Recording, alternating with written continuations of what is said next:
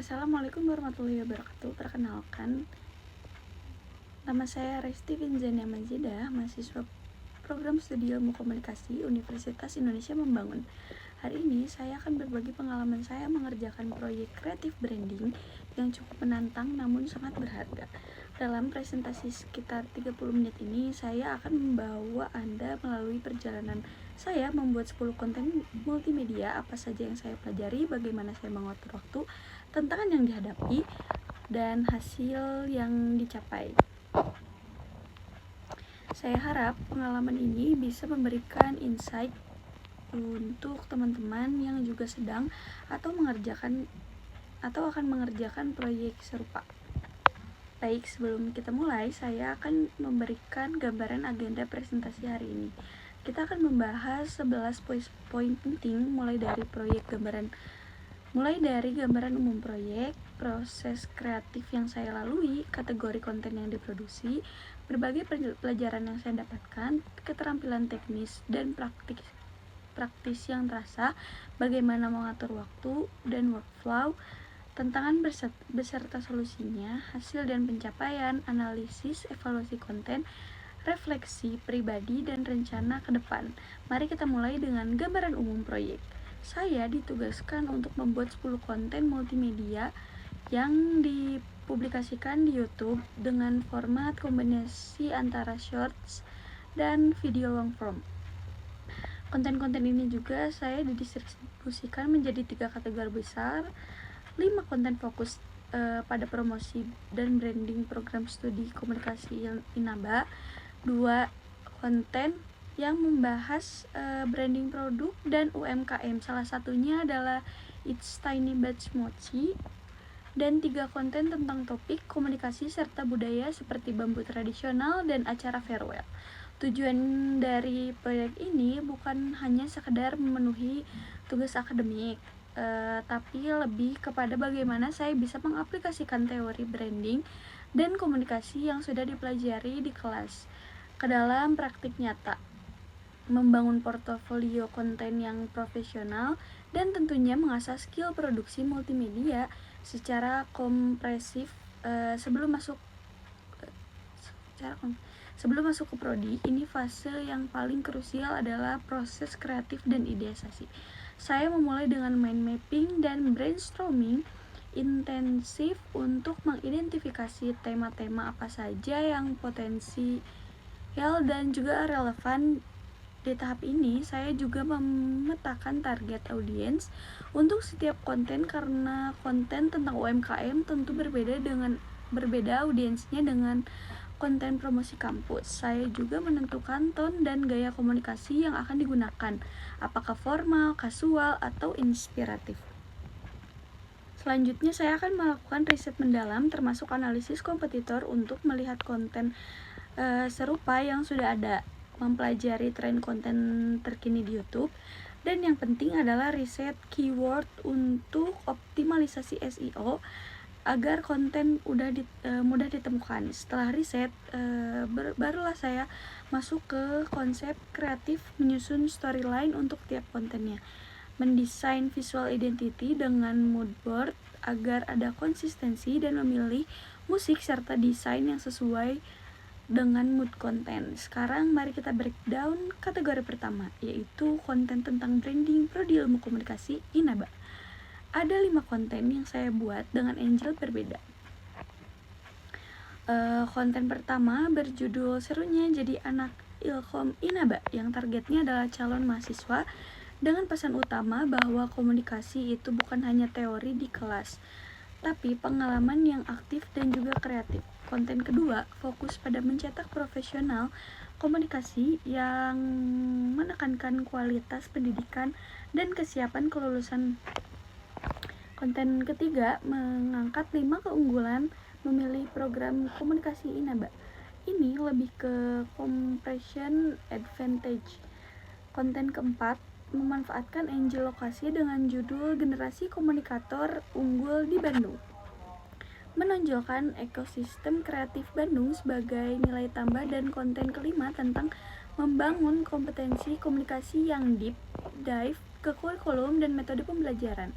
Kelima konten ini saya desain agar saling melengkapi dan memberikan 360 derajat view tentang prodi. Untuk kategori kedua, saya membuat 2 konten tentang branding produk dan UMKM. Yang pertama adalah studi kasus It's Tiny Bites Mochi yang menceritakan bagaimana UMKM ini berhasil mentransformasi mochi dari cemilan tradisional menjadi produk modern yang relevan. Dari sini juga saya belajar banyak tentang positioning dan pentingnya visual identity yang konsisten. Konten kedua tentang bambu tradisional ke tren modern, mengangkat cerita transformasi produk budaya melalui inovasi sambil tetap mempertahankan nilai tradisionalnya. Kemudian untuk kategori ketiga tentang komunikasi dan budaya, saya membuat konten farewell yang membahas ritual perpisahan sebagai bentuk komunikasi emosional, perjalanan memahami kekuatan komunikasi, yang lebih filosofis tentang evolusi komunikasi di era digital, dan seni membangun kepercayaan yang fokus pada public relation sebagai skill penting. Konten-konten ini juga saya buat untuk menunjukkan bahwa komunikasi punya spektrum yang luas dari profesional hingga personal. Dari proyek ini, pembelajaran yang saya dapatkan sangat kaya baik hard skill maupun soft skill. Untuk hard skill pertama adalah storytelling dan narasi visual. Saya belajar banyak mengubah informasi yang kompleks atau data yang kering menjadi cerita yang engaging, termasuk teknik membuat hook yang kuat di 3 detik pertama video agar viewers tidak skip. Saya juga belajar menyesuaikan gaya narasi untuk berbagai tipe audiens. Kedua skill produksi konten multimedia meningkat drastis dari videografi seperti framing, lighting, komposisi gambar, video editing, termasuk teknik cuts yang smooth, transition yang tidak mengganggu, hingga color grading untuk mood tertentu.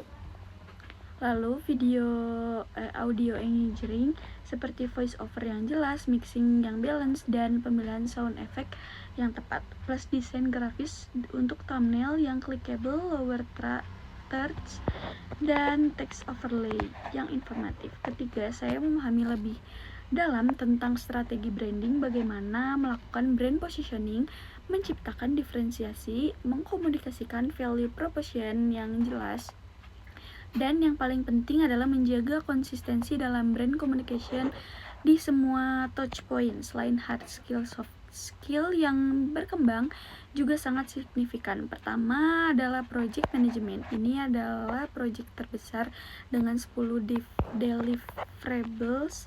Jadi saya harus belajar merencanakan dan memprioritaskan task dengan baik, mengelola deadline yang berbeda-beda, dan melakukan quality control di setiap tahap agar tidak ada konten yang kualitasnya drop. Kedua, critical dan creative thinking. Saya belajar menganalisis siapa audiens saya dan apa yang mereka butuhkan, memecahkan masalah teknis yang muncul saat produksi seperti lighting kurang atau audio noise, dan berinovasi ketika rescue terbatas. Ketiga, self discipline dan konsistensi. Yang ini challenging banget karena ini tuh project jangka panjang. Saya juga punya komitmen kuat terhadap timeline yang sudah dibuat, menjaga motivasi tetap tinggi meskipun di tengah jalan pasti ada fase jenuh, dan yang penting adalah adaptable terhadap feedback, yang bisa menerima kritik dan mau revisi untuk hasil yang lebih baik. Untuk memaksimalkan produktivitas, saya menerapkan beberapa teknik manajemen waktu yang proven works. Pertama, batching konten. Jadi daripada mengerjakan satu konten sampai selesai baru pindah ke konten berikutnya, saya mengelompokkan aktivitas yang serupa. Misalnya untuk konten kampus yang lokasinya sama, saya syuting 3 kali konten sekaligus dalam 1 hari. Ini juga sangat efisien dari segi setup peralatan, transportasi, dan juga energi. Kedua, timeline blocking. Saya alokasikan blok waktu spesifik untuk setiap jenis aktivitas berdasarkan energi level saya. Pagi biasanya untuk pekerjaan kreatif seperti writing karena otak juga masih fresh. Siang untuk produksi yang butuh energi fisik, dan malam untuk editing karena bisa lebih fokus dan juga tenang. Ini juga membantu meminimalisir konteks switching yang bikin produktivitas drop. Ketiga, saya pakai Eisenhower Matrix untuk priority. Konten yang nilainya dekat masuk kategori urgent dan important. Riset dan information masuk important tapi not urgent, jadi bisa dijadwalin. Dan hal-hal yang tidak prioritas seperti delete atau bahkan eliminate. Yang keempat, buffer type ini krusial. Saya sisakan waktu 20-30% untuk revisi dan antisipasi masalah tak terduga seperti file korup atau ada permintaan perubahan. Tentu saja dalam perjalanan ini tidak selalu mulus. Ada beberapa tantangan besar yang saya hadapi juga. Tantangan yang pertama adalah menjaga konsistensi kualitas di 10 konten yang berbeda tema dan juga format. Solusinya saya membuat template untuk setiap elemen, dari intro, lower thirds hingga outro. Saya juga bikin guideline lengkap tentang standar kualitas dan checklist quality control yang harus dipenuhi sebelum upload. Tantangan keduanya adalah creative block dan burnout. Di tengah project, pasti ada masa di mana ide mentok dan motivasinya turun. Solusinya, saya schedule break yang proper. Jangan memaksakan kreativitas saat otak sudah lelah. Saya juga konsum konten dari kreator lain untuk cari inspirasi dan sesekali brainstorming bareng teman juga untuk fresh perspektif. Tantangan ketiganya adalah technical issue, software tiba-tiba crash, file korup, atau audio yang noisy. Solusinya adalah melakukan backup reguler ke cloud dan external drive, belajar basic troubleshooting dari YouTube, dan join online community seperti forum editing atau grup Facebook di mana saya juga bisa tanya kalau stuck. Tantangan keempatnya adalah balancing dengan kuliah. Ada masa di mana deadline project bentrok dengan ujian. Solusinya adalah mengintegrasikan semua deadline di satu kalender, komunikasi transparan dengan dosen, kalau perlu extension. Dan yang paling penting adalah patching yang realistis sejak awal dengan jangan numpuk di akhir. Dan alhamdulillahnya setelah melalui semua proses itu hasilnya cukup memuaskan. Dari segi output terukur, saya berhasil menyelesaikan 10 video YouTube dengan kombinasi format short dan long form sesuai target. Konsistensi visual branding terjaga di atas 90%, artinya orang bisa recognize ini konten saya dari thumbnail dan openingnya. Semua konten juga dipublikasikan sesuai timeline yang sudah direncanakan, tidak ada yang terlambat. Dari segi kualitas konten, pesan komunikasi di setiap video jelas dan terstruktur, tidak membingungkan viewer. Editing sudah di level profesional dengan smooth transition, color grading yang konsisten, dan patching juga yang enak ditonton. Audio quality control juga saya pastikan standar broadcast jernih, balance, tidak ada noise yang mengganggu. Thumbnail yang dirancang untuk CTR optimize dengan copywriting yang menarik dan visual yang eye-catching. Tapi yang paling berharga sebenarnya adalah impact dan learningnya. Saya juga punya portofolio konten yang showcase ready untuk melamar kerja atau internship nanti. Skill set saya berkembang secara komprehensif dari hulu ke hilir, dari ideation sampai distribution. Saya tahu semua prosesnya. Saya paham betul end-to-end content production, tidak cuma satu bagian saja. Dan yang paling penting, confidence saya dalam content creation meningkat signifikan. Saya tahu bisa deliver quality content. Setelah semua konten dipublish, saya melakukan analisis dan evaluasi mendalam. Dari 10 konten, ada beberapa performanya menonjol dari segi viewers dan engagement. Saya juga analisis kenapa konten-konten ini tuh berhasil, apakah karena hook di 3 detik pertama yang sangat kuat sehingga orang tidak skip, apakah topiknya lebih dari relatable dengan audiens atau thumbnailnya yang lebih clickable dibanding yang lain. Dari analisis saya ini saya belajar pattern apa yang works. Di sisi lain, saya juga jujur mengidentifikasi area yang masih bisa diimprove. Misalnya, patching di beberapa konten masih bisa dipercepat karena ada part yang agak drag. Variasi B-roll juga bisa lebih diverse agar secara visual lebih menarik, dan SEO optimization masih bisa dimaksimalkan lagi dari judul, deskripsi, hingga teks. Saya juga mengumpulkan feedback dari beberapa sumber, dari dosen pembimbing, dari saya dapat insight tentang kekuatan dan kelemahan dari aspek akademis dari teman-teman saya yang saya tunjukkan. Saya juga dapat perspektif audiens sebaya yang Hanas, dan dari komentar atau engagement di YouTube saya bisa lihat bagaimana real audience merespon konten saya. Semua feedback ini saya catat untuk continuous improvement ke depannya. Sekarang saya ingin berbagi refleksi personal dari project ini. Yang pertama, saya belajar bahwa saya lebih capable dari yang saya kira. Sebelum mulai, honestly, saya juga ragu apakah bisa menyelesaikan 10 konten dengan kualitas baik. Ternyata dengan planning dan eksekusi yang tepat, saya bisa. Ini boost confidence saya luar biasa. Kedua, saya paham pentingnya proses, bukan hanya hasil akhir. Growth terbesar saya justru ada di journey-nya, saat trial error, saat revisi berkali-kali, saat problem solving, bukan saat video selesai diupload. Ketiga, saya membuktikan bahwa kualitas dan kuantitas bukan hal yang mutually eksklusif. Dengan sistem yang tepat seperti batching dan time blocking, kita bisa produktif sekaligus menjaga kualitas. Keempat, mindset saya berubah soal feedback. Dulu saya agak defensif kalau dikritik.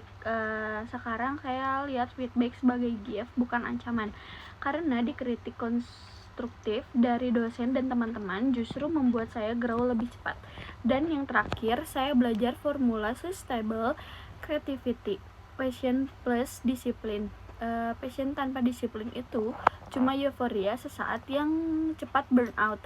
Tapi kalau passion dikombinasikan dengan disiplin dan sistem kreativitas, bisa sustain dalam jangka panjang. Dari pengalaman ini, saya juga punya roadmap jelas untuk ke depan.